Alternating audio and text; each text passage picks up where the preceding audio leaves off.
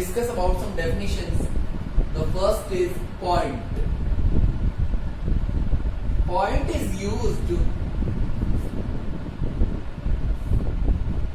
to define the location of any object. Point का हम use किस लिए करते हैं? किसी भी ऑब्जेक्ट की पोजीशन को डिफाइन करने के लिए. For example, tip of A compass. एक कंपास की जो टिप होती है वो भी क्या है? पॉइंट है. Sharp end of A pencil, वो भी क्या होता है? पॉइंट होता है. और पॉइंट को हम रिप्रेजेंट करते हैं कैपिटल लेटर्स में. जैसे इस पॉइंट को मैंने रिप्रेजेंट कर दिया कैपिटल ए से. तो हमारी फर्स्ट जो डेफिनेशन थी वो है पॉइंट की definition. Second is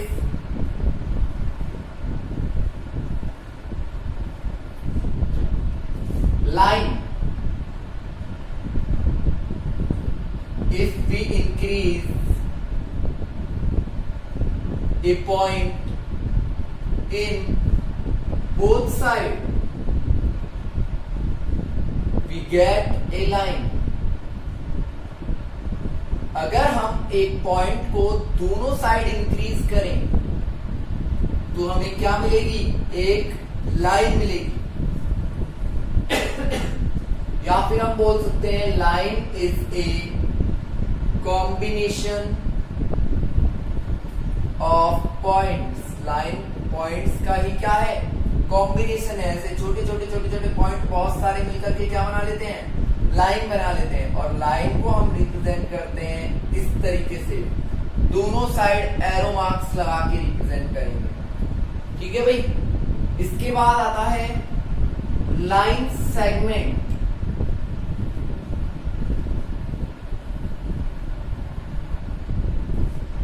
line segment, ये हमारी थर्ड डेफिनेशन है. इसमें लिखेंगे a definite part of a line. एक लाइन का ही पार्ट हो. जैसे ये कोई लाइन है, इसको मैंने इधर से कट कर दिया और इधर से कट कर दिया, ये हो गई हमारी लाइन सेगमेंट. या फिर distance, sorry, line segment used to represent distance between two points.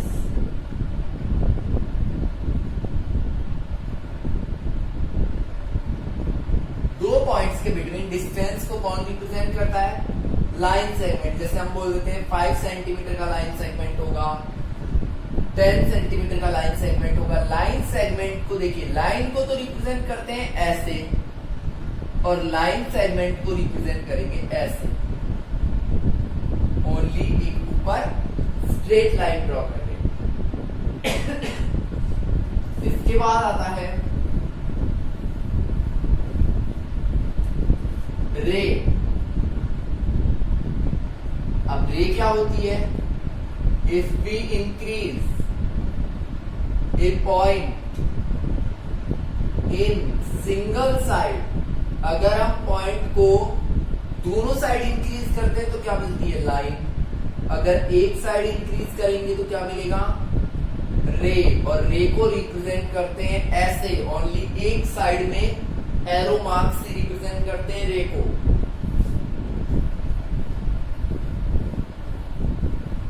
Next मैं आपको बताता हूं कर्व. कर्व क्या होगा? सॉरी, इससे पहले हम लोग बात करते हैं कि लाइन के टाइप कितने होते हैं. तो देखिए, लाइन हो सकती है इंटरसेक्टिंग, पैरेलल.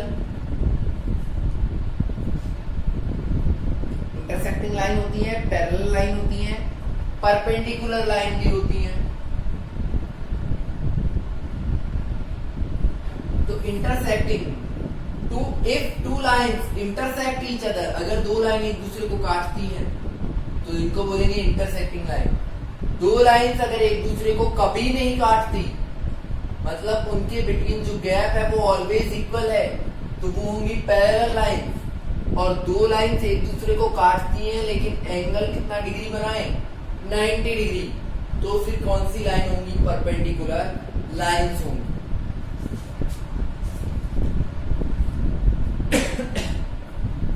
नेक्स्ट हम बात करते हैं कर्व के लिए।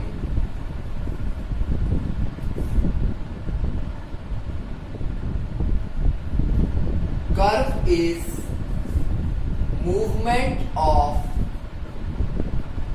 a point in any direction। एक पॉइंट को किसी भी डायरेक्शन में मूव करा दीजिए, ये क्या होंगे, सारे कर्व होंगे।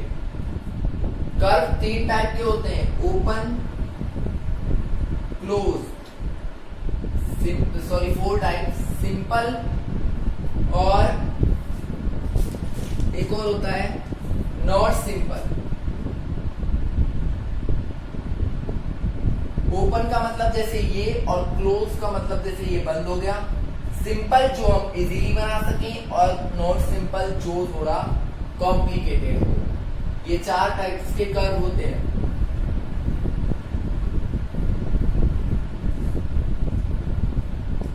अब हम जितनी भी शेप्स हैं सबकी डेफिनेशंस पढ़ेंगे इसमें। नेक्स्ट है एंगल,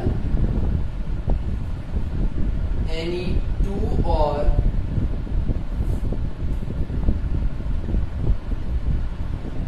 मोर रेज, अगर 2 या 2 से ज्यादा रेज स्टार्ट करती हैं फ्रॉम ए कॉमन पॉइंट, एक कॉमन पॉइंट से, तो उनको बोलते हैं एंगल। जैसे ये पॉइंट है, एक रे इधर गई, एक रे इधर गई, तो ये बन गया क्या, एंगल। ये पॉइंट है, एक रे इधर गई, एक रे इधर गई, ये भी एंगल है। और एक रे इधर जाती है, एक रे इधर जाती है, तो ये भी एंगल है। ये लेस देन 90 है, ये इक्वल्स टू 90 डिग्री है, और ये ग्रेटर देन 90 डिग्री है, तो इसको बोलेंगे एक्यूट एंगल। जो भी लेस देन 90 होगा उसको, जो इक्वल्स टू 90 होगा उसको बोलेंगे राइट एंगल, और जो ग्रेटर देन 90 होगा उसको बोलेंगे ऑब्ट्यूज एंगल। तो ये आपके एंगल की डेफिनेशन हो गई। अब हम बात करेंगे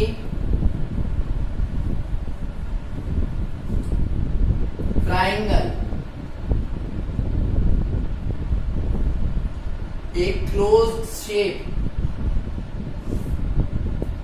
कैसी होनी चाहिए, क्लोज्ड विद 3 आर्म्स, 3 भुजाएं होंगी, 3 वर्टेक्स, 3 ही पॉइंट होंगे, एंड 3 एंगल्स, और 3 ही क्या होंगे, एंगल्स होंगे। फॉर एग्जाम्पल ये यहाँ पे 3 पॉइंट हैं, A B C, 3 he arm हैं और 3 ही एंगल्स हैं, तो ये क्या होगा, ट्राइंगल होगा। क्या होगा भाई, ट्राइंगल होगा। अब हम बात करते हैं ट्राइंगल कितने टाइप के होते हैं। वैसे ये आपके अभी है नहीं, फिर भी मैं बता देता हूं। ट्राइंगल्स को 2 टाइप से डिवाइड करते हैं। एक होगा अकॉर्डिंग टू साइड, एक होगा अकॉर्डिंग टू एंगल। एंगल के अकॉर्डिंग तो अभी हमने पढ़े हैं, एंगल कितने टाइप के होते हैं, 3। एक्यूट एंगल, राइट एंगल और ऑब्ट्यूज एंगल। इनके आगे ट्राइंगल लगा दो, acute angle triangle, right angle triangle और obtuse angle triangle.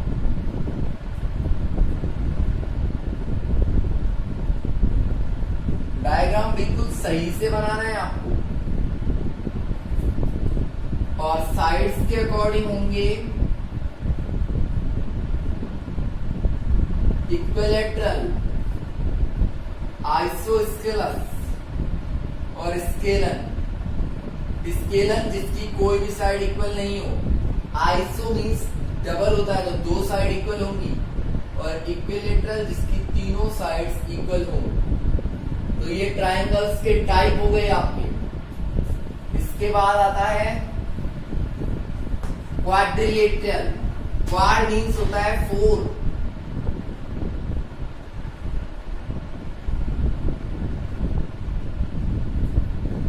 a closed shape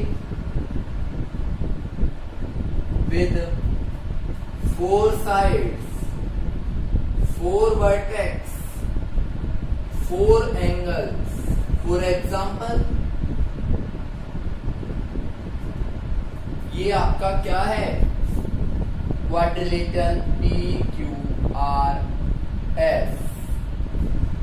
इसको हम क्या बोलेंगे? क्वाड्रिलेटरल बोलेंगे।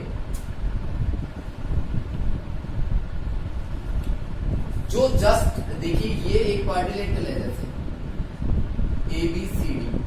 तो ये जो दो साइड है ना, जस्ट साइड वाली जो बिल्कुल पास में हो, उनको बोलते हैं एडजेसेंट। जैसे AD और AB कैसी साइड है? एडजेसेंट। एंगल A और एंगल D दोनों कैसे हैं? एडजेसेंट। एंगल A और एंगल B की कैसे हैं? एडजेसेंट, क्योंकि ये बिल्कुल पास में है। And now the last definition is circle.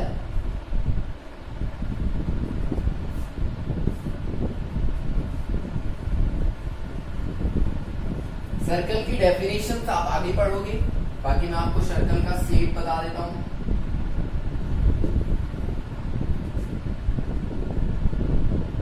ये होता है सर्कल का centre.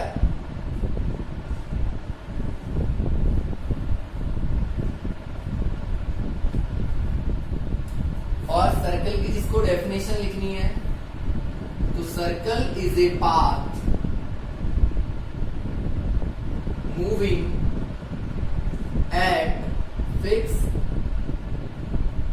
at a particular distance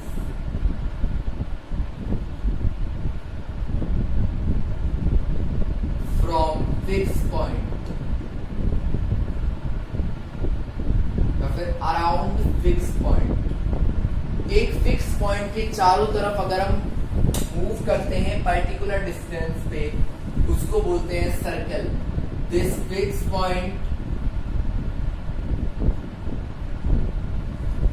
is called center of circle।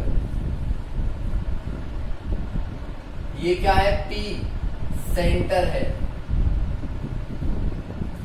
Circle का जो पाथ होता है,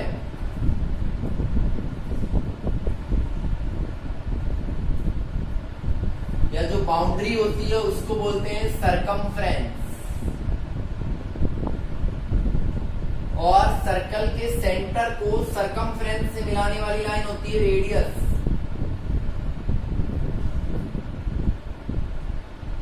देखिए, रेडियस की डेफिनेशन और लिख देता हूं मैं।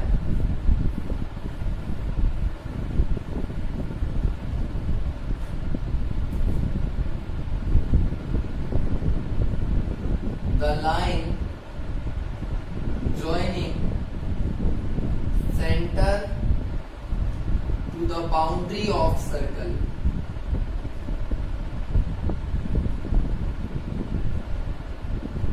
जो लाइन सर्कल के सेंटर को बाउंड्री से मैच करवाती है, वही लाइन क्या होती है? सर्कल की रेडियस होती है। इसके बाद आता है डायमीटर।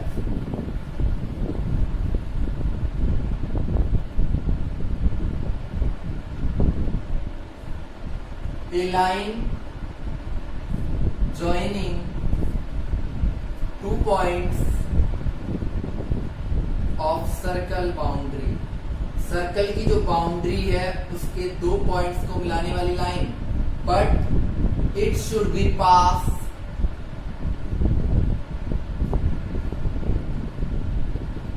Through centre. लेकिन ये कहां से जानी चाहिए?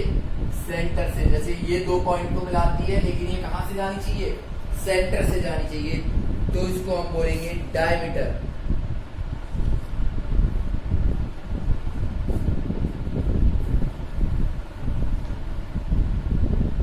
फिर बात करते हैं सेगमेंट। तो सेगमेंट की डेफिनेशन भी सेम है, ए line joining 2 points of circle boundary।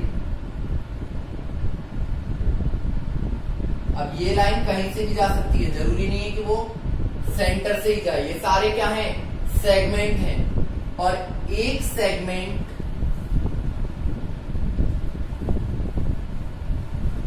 देखिए, ये एक सर्कल है, ये सेगमेंट हो गया। सेगमेंट सर्कल को दो पार्ट्स में बांटता है, इनको बोलते हैं सेक्टर। छोटा वाला होगा माइनर सेक्टर और बड़ा वाला होगा मेजर सेक्टर।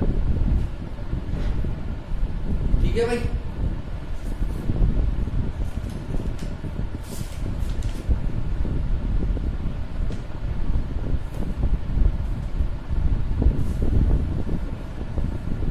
इसके बाद किसी भी कर्व के, ये कोई कर्व है, इसके अंदर कोई पॉइंट है, तो ये होगा इंटीरियर और बाहर वाले को बोलेंगे एक्सटीरियर। यही आपकी डेफिनेशंस थी इस चैप्टर में। इसके बाद हम स्टार्ट करेंगे एक्सरसाइज नेक्स्ट वीडियो।